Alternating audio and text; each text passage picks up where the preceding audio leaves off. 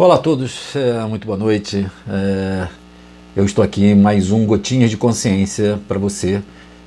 E hoje nessa gotinha eu quero abordar o tema agora que nós temos falado recentemente no Vem Conversar com Milton, que tem trazido também muitas das suas contribuições, que é propósito de vida.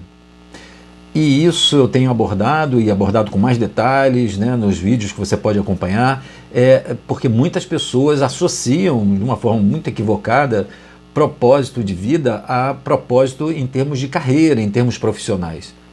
Mas na verdade o propósito de vida nós podemos falar como missão da alma, como aquilo e de alguma forma o que você está construindo na sua vida, aquilo que move você.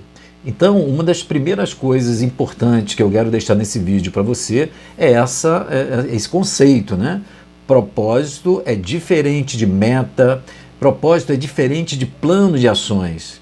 É muito comum nos programas de coaching tentar se estabelecer um propósito como uma missão de vida, como uma visão do que você quer no futuro, você então estabelecer uma meta, objetivos, planos de ações para alcançar isso, como sendo então a representação de um propósito.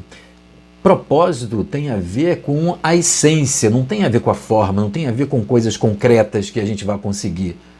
Propósito tem a ver com a essência, com a sua essência. E isso, então, quer dizer que depende também da visão que você tem do mundo, a visão que você tem sobre você mesmo, a visão que você tem sobre a vida. Em última instância, a visão e o conceito que você tem sobre o que é felicidade. Porque o propósito ele está sempre nos direcionando a um momento, a uma construção de algo que é um estado de ser feliz, um estado de plenitude, um estado de desenvolvimento.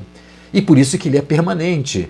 Então uma outra coisa, além de não estar sendo associado só à carreira ou só à questão de profissão, e não ser uma meta, um objetivo ou um plano de ações, né? O outro aspecto importante de um propósito de vida é que ele vai mudar ao longo da sua vida. Não adianta a gente escrever num papel um propósito, e isso pode ser muito interessante, se as coisas na sua vida vão mudando, você vai mudando, seus interesses vão mudando, a sua consciência vai mudando. Então, se esses contextos vão mudando, você vai amadurecendo, vai desenvolvendo um outro tipo de perspectiva, o seu propósito de vida ele vai também se modificar. Então, o propósito ele está em permanente mutação.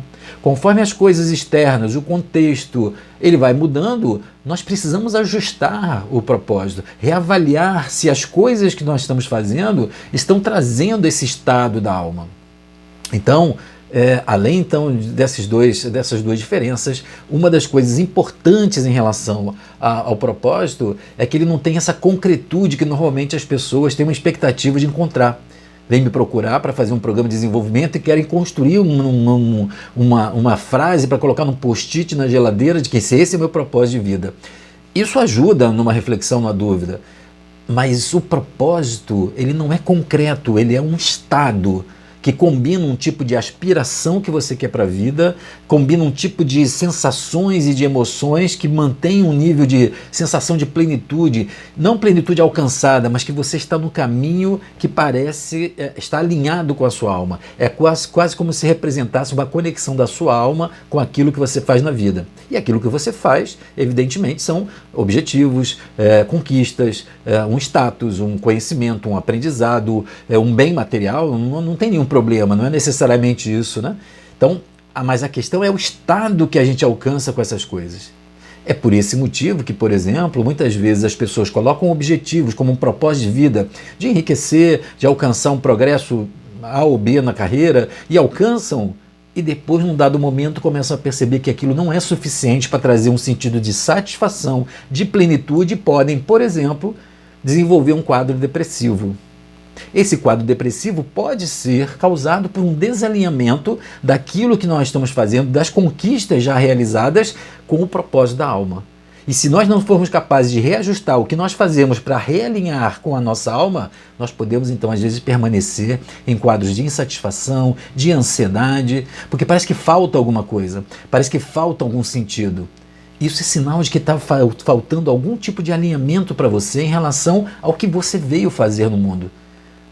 Talvez a melhor associação do conceito de propósito seja aquilo que nós buscamos fazer, aquilo que nós estamos pretendendo fazer como ser humano. O que você busca fazer como ser humano? O que você busca fazer na sua vida? E essa busca, ela tem dois principais alvos.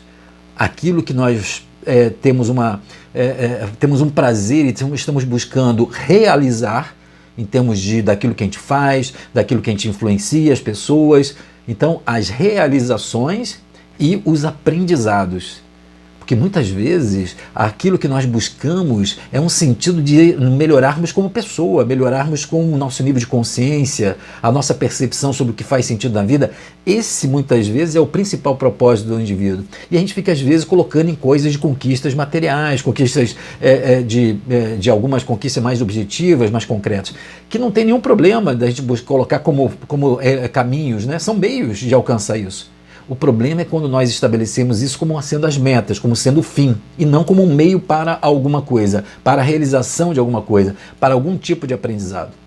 E aí nós temos alguns caminhos para essas perguntas, porque eu digo assim, nesse sentido do propósito, não é importante que eu dê respostas.